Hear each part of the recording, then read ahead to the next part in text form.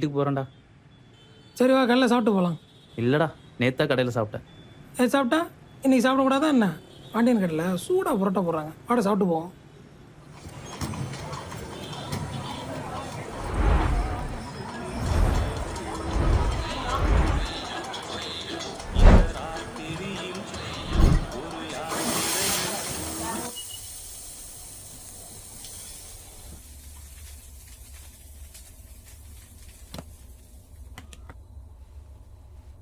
அம்மா,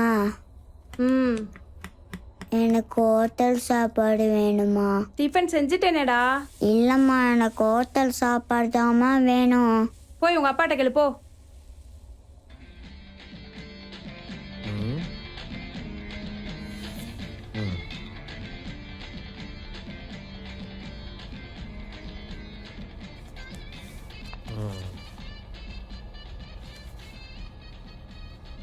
இந்த மாதம் 5ஆம் தேதி நம்ம ஹோட்டலில் சாப்பிட்ருக்கோம்.